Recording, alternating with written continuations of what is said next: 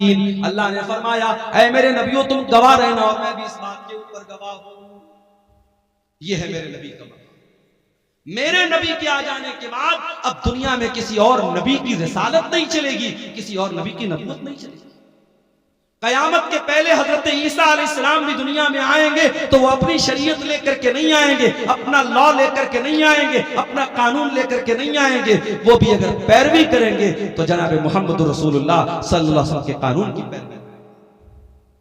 मेरे भाइयों, हजरत उमर फारूक एक मरतबा तौरात का एक नुस्खा लाते हैं और उसको पढ़ने लगते हैं। तौरात का नुस्खा लाए, पढ़ने लगे। अल्लाह के नबी वहीं पर बैठे हुए और अल्लाह के रसूल का चेहरा गुस्से से लाल है। हजरत उमर की नजरें तो किताब की तरफ है, तौरात की तरफ है, वो नजर उठा करके अल्लाह के रसूल का चेहरा नहीं देख रहे हैं। अबू बकर सिद्दीक रज़ी अल्लाह ताला अन्हु ने कहा कि ऐ उमर जरा अल्लाह के नबी का चेहरा देख ले, कितने गुस्से में अल्लाह के। हजरत उमर ने देखा अल्लाह के रसूल का गुस्से वाला चेहरा, फौरन तौरात का नुस्खा जमीन पर दे मारा और कहा औज़ु बिल्लाहि मिन गज़बिल्लाहि, मैं अल्लाह की पनाह चाहता हूं अल्लाह के गजब से। रज़ीतु बिल्लाहि रब्बा व बि मुहम्मदिन रसूला व बिल इस्लाम दीना, मैं अल्लाह को अपना रब मानता हूं, मैं मोहम्मद सल्लल्लाहु अलैहि वसल्लम को अपना रसूल मानता हूं और मैं इस्लाम को अपना दीन मानता हूं। उसके बाद अल्लाह के नबी ने फरमाया वल्लज़ी नफ्सु मुहम्मदिन बियदिही, उस अल्लाह की कसम जिसके हाथ में मोहम्मद की जान है।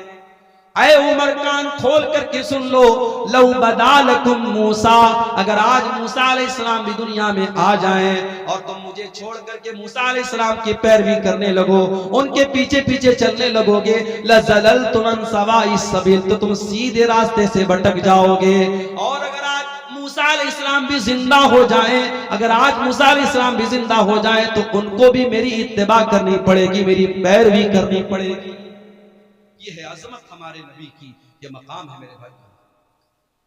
हमारे नबी तो वो है मेरे भाइयों जो रस्म और रिवाज को खत्म करने के लिए दुनिया में आए थे, आखिरी नबी बन के आए थे।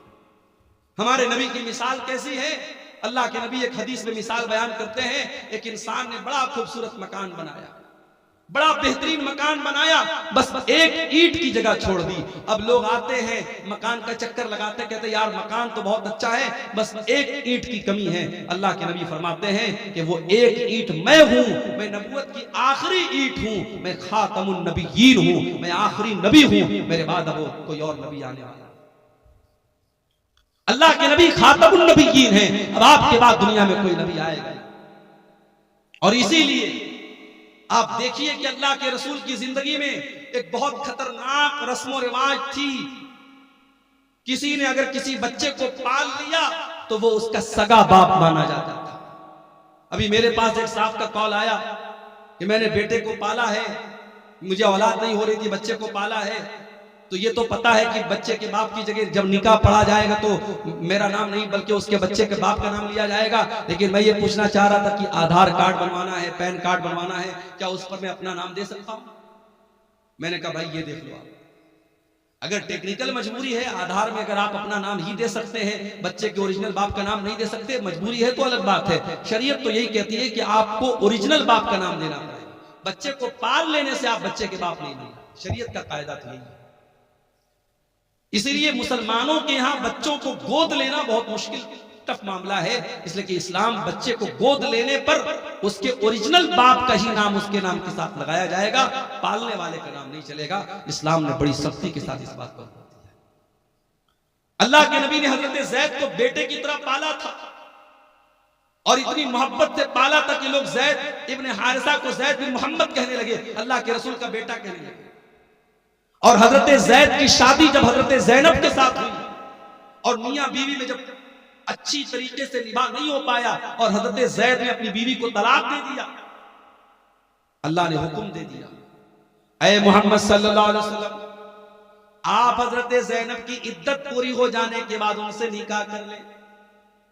गौर करो मेरे भाइयों, उस जमाने के रिवाज के हिसाब से हजरत ज़ैनब अल्लाह के नबी की बहू लगती थी, हजरत ज़ैद की बीवी थी, आपकी बहू लगती थी उस जमाने के रिवाज के हिसाब से। और अल्लाह ताला की तरफ से यह हुक्म दिया गया कि आप ज़ैनब से निकाह कर लीजिए। अल्लाह के नबी घबराने लगे, लोग मुझे ताना मारेंगे, लोग मुझे बुरा भला कहेंगे, मैं क्या जवाब दूंगा? अल्लाह ने फरमाया या अय्युहन नबी ला तुतिल